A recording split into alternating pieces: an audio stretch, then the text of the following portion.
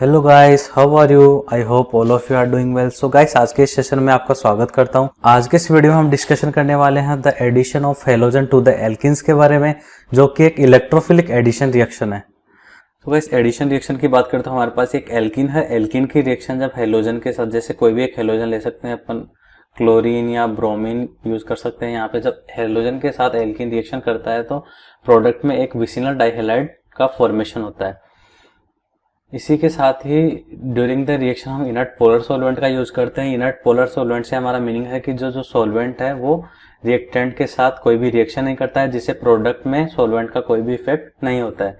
इसी के साथ रिएक्शन की बात करते हैं, जो पाई बॉन्ड है उसका ब्रेकिंग होता है, उसी के साथ दो नए सिग्मा बॉन्ड्स का फॉर्मेशन होता है। तो बस इस रिएक्शन की प्रैक्टिकली बात करें तो हमारे पास एक एल्कीन का सॉल्यूशन है। एल्कीन के सॉल्यूशन में जब हेलोजन का सॉल्यूशन मिक्स किया जाता है तो एल्कीन और हेलोजन के बीच रिएक्शन होगा, और जैसे ही रिएक्शन होगा तो फाइनली प्रोडक्ट में हमें एक विसिनल डाइहेलाइड मिलता है। तो किस तरह से एक पाई बॉन्ड का ब्रेकिंग हुआ, उसी के साथ किस तरह से दो नए सिग्मा बॉन्ड्स का फॉर्मेशन हुआ, इसको डेप्थ में जानने के लिए हम रिएक्शन के मैकेनिज्म की बात करेंगे। यदि हम रिएक्शन के मैकेनिज्म की बात करें तो हमें रिएक्शन में सबसे पहले इलेक्ट्रोफाइल और न्यूक्लियोफाइल को पहचानना है। इस रिएक्शन में हमारे पास जो ये एल्कीन है, ये एक न्यूक्लियोफाइल की तरह बिहेव करती है। Alkene will act as a nucleophile, क्योंकि एल्कीन का जो ये पाई बॉन्ड है ये बहुत ही वीक पाई बॉन्ड होता है। पाई बॉन्ड के वीक होने की वजह से ये एल्कीन की इलेक्ट्रॉन डेंसिटी को इंक्रीज कर देता है। इलेक्ट्रॉन डेंसिटी इंक्रीज होने की वजह से एल्कीन एक न्यूक्लियस लविंग स्पीसीज की तरह एक्ट करती है। यदि हम ब्रोमीन मॉलिक्यूल की बात करें तो ब्रोमीन मॉलिक्यूल में ये जो ब्रोमीन एटम है ये एक इलेक्ट्रोफाइल की तरह बिहेव करेगा, क्योंकि जैसे ही एल्कीन का जो ये इलेक्ट्रॉन क्लाउड है वो ब्रोमीन मॉलिक्यूल के इलेक्ट्रॉन क्लाउड के कांटेक्ट में आएगा तो दोनों के बीच रिपल्सन होना स्टार्ट हो जाएगा। ये जो रिपल्सन हो रहा है इसको कम करने के लिए ब्रोमीन मॉलिक्यूल पे इंड्यूस्ड डाइपोल मोमेंट जनरेट होता है। जैसे ही एल्कीन पे इंड्यूस्ड डाइपोल का जनरेशन होगा उसी के साथ ही इस ब्रोमीन एटम पे पार्शियली पॉजिटिव चार्ज आएगा और दूसरे ब्रोमीन एटम पे पार्शियली नेगेटिव चार्ज आएगा, क्योंकि इलेक्ट्रॉन डेंसिटी कम करने के लिए ये जो ब्रोमीन एटम है एल्केन के पास वाला, ये अपने इलेक्ट्रॉन क्लाउड को पार्शियली दूसरे ब्रोमीन एटम पे शिफ्ट कर देगा। जैसे इलेक्ट्रॉन क्लाउड शिफ्ट होगा इस पे पार्शियली नेगेटिव चार्ज आएगा और इस ब्रोमीन एटम पे पार्शियली पॉजिटिव चार्ज आएगा। अब नेक्स्ट स्टेप में क्या होता है कि रिएक्शन के मैकेनिज्म में ये जो पाई बॉन्ड है ये पूरी तरह से ब्रेक हो जाएगा, और जो पाई बॉन्ड के ये दोनों इलेक्ट्रॉन्स हैं ये इलेक्ट्रोफाइल के साथ जाएंगे और यहाँ पे ये पाई बॉन्ड है ये इलेक्ट्रोफाइल पे शिफ्ट होगा और एक नए बॉन्ड का फॉर्मेशन होगा। ये जो नया बॉन्ड है दोनों कार्बन एटम में से किसी भी कार्बन एटम पे बन सकता है। इस नए बॉन्ड में ये जो कार्बन एटम है ये ब्रोमीन एटम के साथ एक नए सिग्मा बॉन्ड का फॉर्मेशन करेगा और ये जो पाई बॉन्ड था ये ब्रेक हो जाएगा। तो इस तरह से जैसे ही पाई बॉन्ड का ब्रेकिंग हुआ दोनों कार्बन की वैलेंसी फ्री हुई, तो ये जो राइट हैंड साइड में जो कार्बन एटम है इसने तो अपनी वैलेंसी कंप्लीट करने के लिए ब्रोमीन एटम के साथ नए सिग्मा बॉन्ड का फॉर्मेशन कर लिया। बट यदि हम दूसरे कार्बन एटम की बात करें तो इसकी वैलेंसी फ्री हो जाएगी। वैलेंसी फ्री होने के बाद इस रिएक्शन में दो पॉसिबिलिटी बनती है। पहली पॉसिबिलिटी क्या होती है, ये जो कार्बन एटम है इसकी वैलेंसी फ्री हुई जिसकी वजह से इस पे कार्बोकेटाइन का फॉर्मेशन हुआ। उसी के साथ ये जो दूसरा कार्बन एटम है इसने ब्रोमीन एटम के साथ सिग्मा बॉन्ड का फॉर्मेशन हुआ। तो ये जो कार्बोकेटाइन बन रहा है इसको हम बोलते हैं classical carbocation. It is an classical carbocation. इसी के साथ दूसरी पॉसिबिलिटी क्या है, जैसे ही कार्बोकेटाइन का फॉर्मेशन हो रहा है उसी के साथ ही जो पास वाले एडजेसेंट कार्बन पे नए सिग्मा बॉन्ड से ब्रोमीन एटम जुड़ा है इस पे जो ये लोन पेयर है ये बोलेगा कि मैं आपको इलेक्ट्रॉन देता हूं, आप हमारे साथ नए बॉन्ड का फॉर्मेशन करो।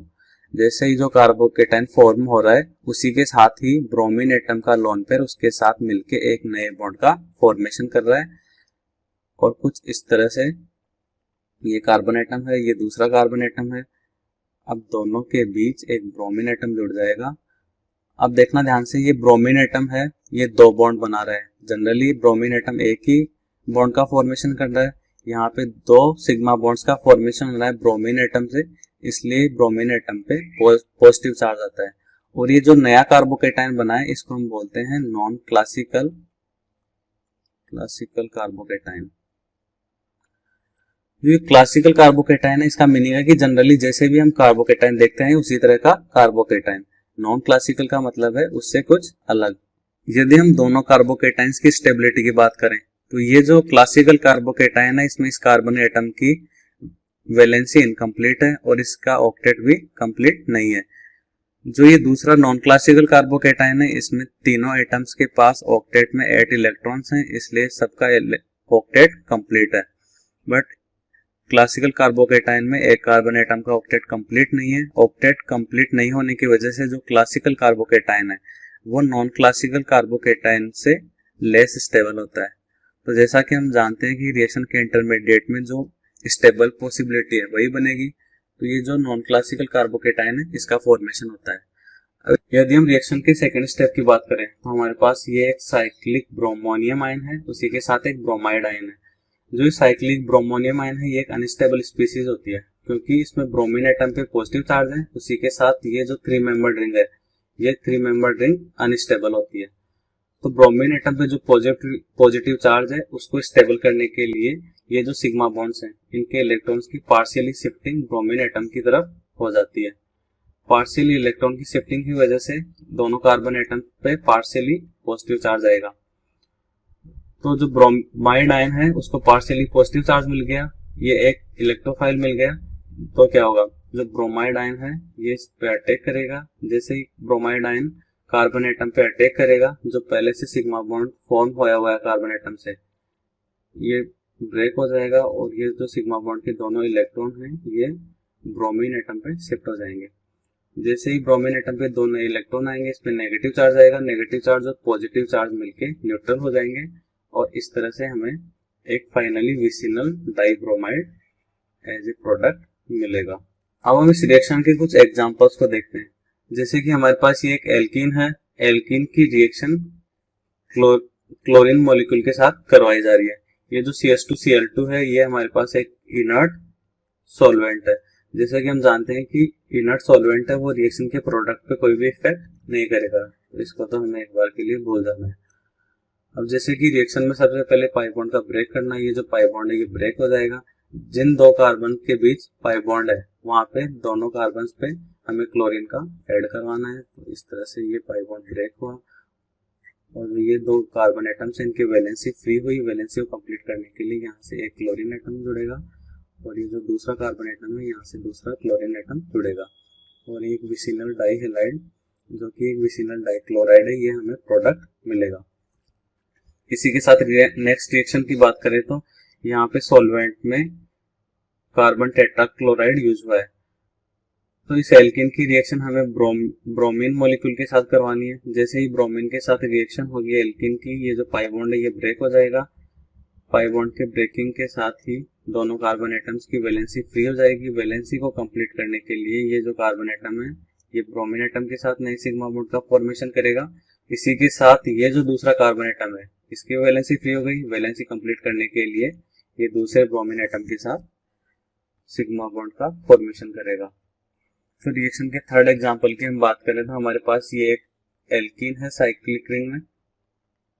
यदि हम इसकी बात करें तो ये हमारे पास क्लोरीन एटम है और ये एक सॉल्वेंट है जिससे हमें कोई भी लेना देना नहीं है इस रिएक्शन में। यदि हम रिएक्शन करवाते हैं तो ये पाई बॉन्ड है ये ब्रेक हो जाएगा। जैसे ही पाई बॉन्ड ब्रेक होगा दोनों कार्बन एटम्स की वैलेंसी फ्री हो जाएगी। वैलेंसी कंप्लीट करने के लिए दोनों कार्बन एटम क्लोरीन एटम के साथ ये सिग्मा बॉन्ड का फॉर्मेशन करेंगे। यहाँ से एक मिथाइल ग्रुप जुड़ा था जो उसी तरह जुड़ा रहेगा। तो इस रिएक्शन की हम बात करते हैं, इस रिएक्शन में कोई भी कार्बोकेटाइन का फॉर्मेशन नहीं हो रहा है, इसीलिए हमें कोई भी रीअरेंजमेंट की जरूरत नहीं है और किसी भी कार्बोकेटाइन के फॉर्मेशन की जरूरत नहीं है। डायरेक्ट हमें पाई बॉन्ड का ब्रेक करना है और जो हेलोजन एटम है उनको ऐड कर देना है।